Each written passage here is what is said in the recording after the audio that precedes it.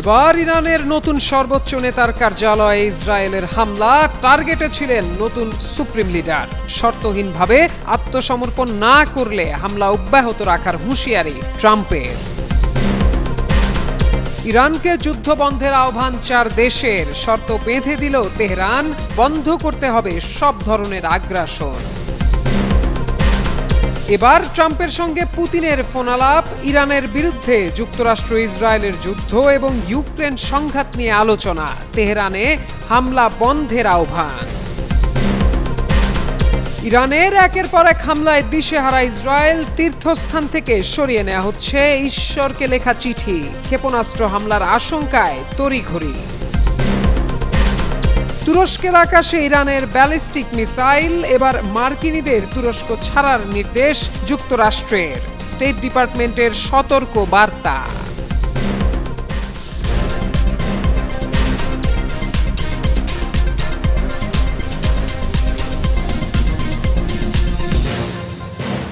ইরানের বিরুদ্ধে ইসরায়েল ও যুক্তরাষ্ট্রের হামলার 10ম দিনে গড়ালো।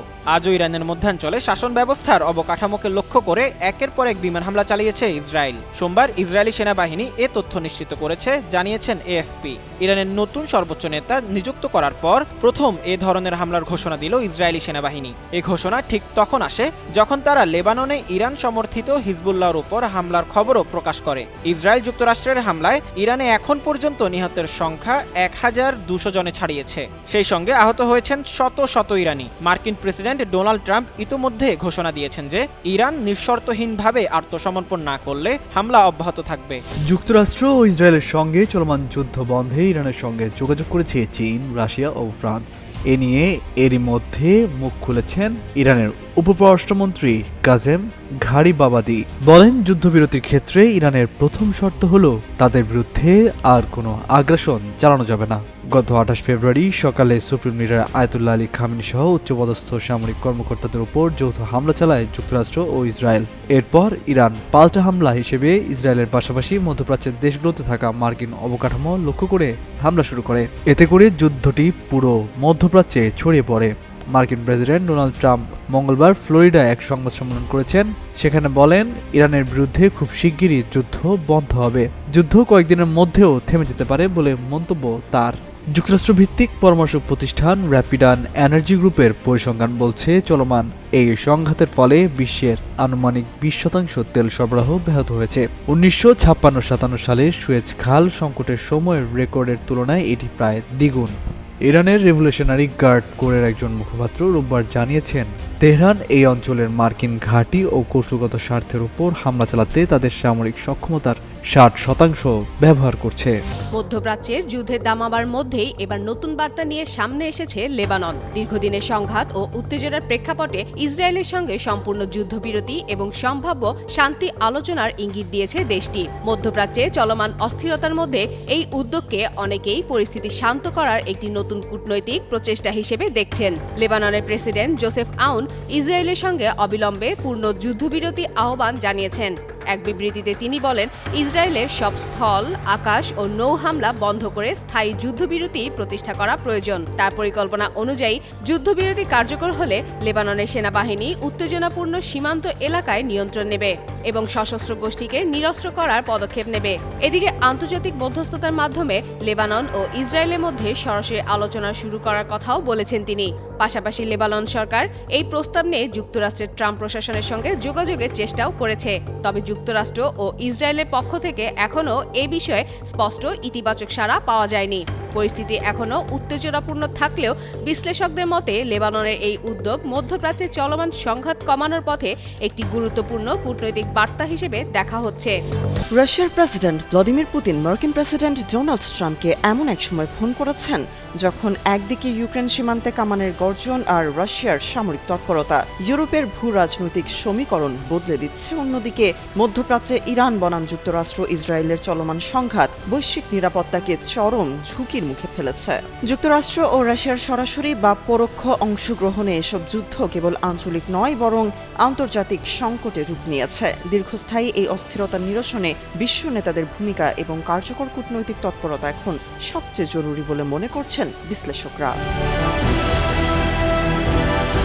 চলমান পরিস্থিতি নিয়ে আলোচনা করতে রাশিয়ার প্রেসিডেন্ট ভ্লাদিমির পুতিন মার্কিন প্রেসিডেন্ট ডোনাল্ড ট্রাম্পকে ফোন দিয়েছেন। সোমবার পুতিন ট্রাম্প ফোন আলাপে প্রায় ঘণ্টাব্যাপী আলোচনা হয়। ক্রেমলিন জানায়, এই সতর্ক ও গঠনমূলক কথোপকথনের কেন্দ্রে ছিল ইরানের বিরুদ্ধে মার্কিন ইসরায়েলি যুদ্ধ এবং ইউক্রেন সংকট।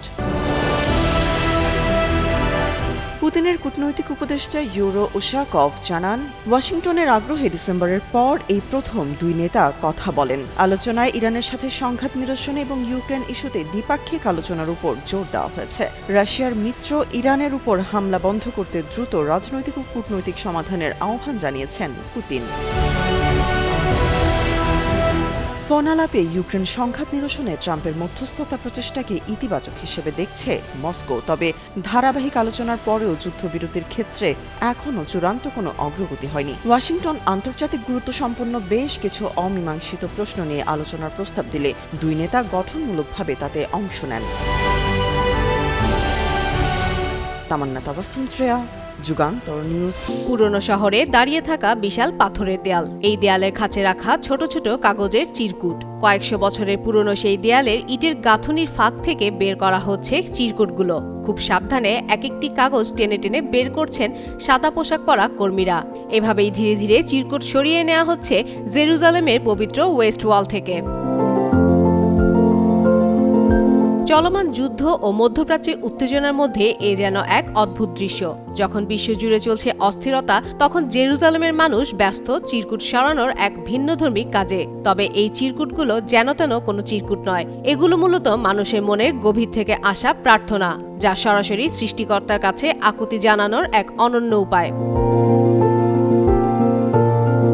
বিশ্বের নানা প্রান্ত থেকে আসা মানুষ ছোট কাগজে নিজেদের আশা, দুঃখ, স্বপ্ন কিংবা কৃতজ্ঞতার কথা লিখে এই দেয়ালের ফাঁকে রেখে যান। সাধারণত বড় দুটি ইহুদি উৎসব পাস ওভার এবং রোশ হাসানহরের আগে বছরে দুবার এসব ঈশ্বরের কাছে নোট নামে পরিচিত চিরকুট সরানো হয়। তবে এবার সময়ের আগেই এই কাজটি করা হয়েছে, কারণ ইরানের সম্ভাব্য ক্ষেপণাস্ত্র হামলার আশঙ্কায় নিরাপত্তার কারণে এলাকাটি সাময়িকভাবে বন্ধ ছিল। পশ্চিম প্রাচীরের রাব্বি সামুয়েল রবিনোভিটস জানান, সংগ্রহ করা এই প্রার্থনার নোটগুলো পরে সম্মানের সঙ্গে মাউন্ট অফ অলিভে সমাধিত করা হবে।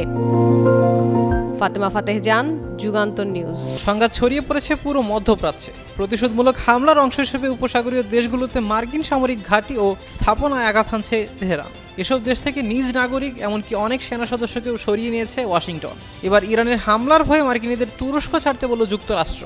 সোমবার তুরস্কের আকাশে ইরানি ব্যালিস্টিক মিসাইল প্রবেশের দ্বিতীয় চেষ্টার খবরের পর এই নির্দেশনা দিল ওয়াশিংটন। তুরস্কের আঙ্কারায় অবস্থিত মার্কিন দূতাবাস সোমবার জানায়, ওয়াশিংটন আদানা শহরের নিকটবর্তী তাদের কনসুলেট থেকে জরুরি নয় এমন কর্মচারীদের চলে যাওয়ার পরামর্শ দিয়েছে এবং মার্কিন নাগরিকদের ইরান সীমান্তবর্তী দক্ষিণ পূর্ব তুরস্ক ত্যাগ করার নির্দেশ দিয়েছে। ইরানে গত 28শে ফেব্রুয়ারি যুক্তরাষ্ট্র ইসরায়েলি হামলা শুরু হওয়ার পর থেকে মধ্যপ্রাচ্য জুড়ে মার্কিন সম্পদ লক্ষ্য করে তেহরান পাল্টা ক্ষেপণাস্ত্র ও ড্রোন হামলা চালাচ্ছে। তুরস্কের বেশ কয়েকটি ন্যাটো ঘাঁটিতে মার্কিন সৈন্য মোতায়েন থাকা সত্ত্বেও দেশটি এখনও পর্যন্ত সরাসরি বড় কোনো আঘাত থেকে রক্ষা পেয়েছে বলে মনে হচ্ছে। দূতাবাস এক্সে জানায়, নিরাপত্তার ঝুঁকির কারণে স্টেট ডিপার্টমেন্ট সোমবার আদানা কনসুলেট জেনারেল থেকে জরুরি নয় এমন মার্কিন সরকারি কর্মচারী এবং তাদের পরিবারের সদস্যদের চলে যাওয়ার নির্দেশ দিয়েছে। তারা স্টেট ডিপার্টমেন্টের একটি ভ্রমণ সতর্কবার্তা উল্লেখ করেছে। এতে বলা হয়েছে, দক্ষিণ পূর্ব তুরস্কে অবস্থানরত আমেরিকানদের এখনই এলাকাটি ত্যাগ করতে জোরালোভাবে উৎসাহিত করা হচ্ছে। সৌদি আরবের অন্যতম বৃহৎ তেলের খনি সাহেবা অয়েল ফিল্ডকে লক্ষ্য করে ফের ড্রোন হামলা চালিয়েছে ইরান। সোমবার ভোরের দিকে সৌদি সাহেবা তেল খনি লক্ষ্য করে 4টি বিস্ফোরকবাহী ড্রোন ছড়েছে ইরানের প্রতিরক্ষা বাহিনী, জানিয়েছেন কাতার ভিত্তিক সংবাদ মাধ্যম আল জাজিরা। অবশ্য তেল খনিতে আঘাত হানার আগেই এয়ার ডিফেন্স সিস্টেমের মাধ্যমে সেসব ড্রোন ধ্বংস করতে সক্ষম হয়েছে সৌদি। দেশটির প্রতিরক্ষা বাহিনীর বিবৃতিতে এ তথ্য নিশ্চিত করেছে। গত 28 ফেব্রুয়ারি যুক্তরাষ্ট্র ও ইসরায়েলের হামলা শুরুর পর থেকে গত 9 দিন ধরে যুক্তরাষ্ট্রের মিত্র আরব দেশগুলোর মার্কিন সেনাঘাঁটি, স্থাপনা ও তেল স্থাপনাগুলো লক্ষ্য করে একের পর এক ড্রোন ও ক্ষেপণাস্ত্র ছুড়েছে ইরান। 9 দিনে 3 বার সাহেবা তেল খনি লক্ষ্য করে হামলার পর গতকাল রোববার ইরানকে কড়া সতর্কবার্তা দেয় সৌদি আরব। এক বিবৃতিতে দেশটির পররাষ্ট্র মন্ত্রণালয় জানায়, ইরান যদি প্রতিবেশী দেশগুলোর তেল অবকাঠামোকে লক্ষ্য করে হামলা অব্যাহত রাখে তাহলে চলমান যুদ্ধে দেশের সর্বোচ্চ পরাজয় ঘটবে। তবে এই সতর্কবার্তা উপেক্ষা করেই চতুর্থবারের মতো সাহেবা তেল খনিতে হামলা করল ইরান। ইরানের নতুন সর্বোচ্চ নেতা হিসেবে দায়িত্ব গ্রহণ করায় আয়াতুল্লাহ মোস্তফা খামেনিকে অভিনন্দন জানিয়েছে রাশিয়ার প্রেসিডেন্ট ভ্লাদিমির পুতিন। সোমবার ক্রেমলিনের ওয়েবসাইটে প্রকাশিত এক বার্তায় পুতিন এই অভিনন্দন জানান। মোস্তফা খামেনিকে পাঠানো ওই বার্তায় পুতিন তেহরানের প্রতি মস্কোর অবিচল সমর্থন পুনর্ব্যক্ত করেন। তিনি বলেন, রাশিয়ার ইসলামী প্রজাতন্ত্র ইরাকের এক নির্ভরযোগ্য অংশীদার ছিল এবং ভবিষ্যতেও থাকবে। ইরানের বর্তমান পরিস্থিতির কথা উল্লেখ করে রাশিয়ার প্রেসিডেন্ট তার বার্তায় আরও বলেন, এমন এক সময় আপনি এই উচ্চ পদে আসীন হলেন যখন ইরান সশস্ত্র আগ্রাসনের মোকাবেলা করছে। আপনার এই মেয়াদকাল নিঃসন্দেহে অনেক সাহস ও নিষ্ঠার দাবি রাখে। আমি নিশ্চিত যে আপনি আপনার বাবার কাজগুলো সম্মানের সঙ্গে এগিয়ে নেবেন এবং ইরানের জনগণকে ঐক্যবদ্ধ করবেন। গত 28 ফেব্রুয়ারি মার্কিন ইসরায়েলি যৌথ হামলায় তেহরানে প্রাণ হারান ইরানের সর্বোচ্চ নেতা আয়াতুল্লাহ আলী খামেনি। তার হত্যাকাণ্ডের পর নতুন সর্বোচ্চ নেতা নির্বাচনের দায়িত্ব ন্যস্ত হয় অ্যাসেম্বলি অব এক্সপার্টসদের হাতে। তারা সবকিছু পর্যালোচনা করে নতুন সর্বোচ্চ নেতা নির্বাচনের জন্য ভোট প্রদান করেন, আর তাদের ভোটের ভিত্তিতেই ইরানের নতুন সর্বোচ্চ নেতা হিসেবে নির্বাচিত হয়েছেন আলী খামেনির দ্বিতীয় পুত্র মোস্তফা। মধ্যপ্রাচ্যে চলমান সংঘাতের মধ্যে ইরানের গুরুত্বপূর্ণ তেল কেন্দ্র খার্ক দ্বীপের দিকে নজর দিয়েছে যুক্তরাষ্ট্র। মার্কিন কর্মকর্তারা বলছেন, এই দ্বীপ নিয়ন্ত্রণে নেওয়ার বিষয়টি নিয়ে তারা ভাবছেন। এক সাক্ষাৎকারে মার্কিন কর্মকর্তা জেরড এজেন্ট বলেন, ইরানের বিশাল তেল সম্পদ সন্ত্রাসীদের হাত থেকে বের করে আনতে চায় যুক্তরাষ্ট্র। এতে হরমুজ প্রণালী নিয়ে ভবিষ্যতে আর উদ্বেগ থাকবে না। ইরানের মূল ভূখণ্ড থেকে প্রায় 30 কিলোমিটার দূরে উপসাগরে অবস্থিত খার্ক দ্বীপ দেশটির সবচেয়ে বড় তেল রপ্তানি কেন্দ্র। ইরানের প্রায় 90% তেল এই দ্বীপের মাধ্যমে রপ্তানি হয়, তাই এটি ইরানের অর্থনীতির জন্য অত্যন্ত গুরুত্বপূর্ণ। মার্কিন গণমাধ্যমের খবরে বলা হয়েছে, প্রেসিডেন্ট ডোনাল্ড ট্রাম্প ইরানে সীমিত সংখ্যক সেনা পাঠানোর বিষয়েও আগ্রহ দেখিয়েছেন। বড় ধরনের হামলার বদলে কৌশলগত অভিযান চালানোর বিষয়টি বিবেচনা করা হচ্ছে। এদিকে বিশ্লেষকদের মতে, এই দ্বীপে নিয়ন্ত্রণ নেওয়া গেলে ইরান সরকারের প্রধান আয়ের উৎসে বড় ধরনের চাপ সৃষ্টি করতে পারবে মার্কিন যুক্তরাষ্ট্র। তাই খার্ক দ্বীপকে কৌশলগতভাবে অত্যন্ত গুরুত্বপূর্ণ মনে করে ট্রাম্প প্রশাসন।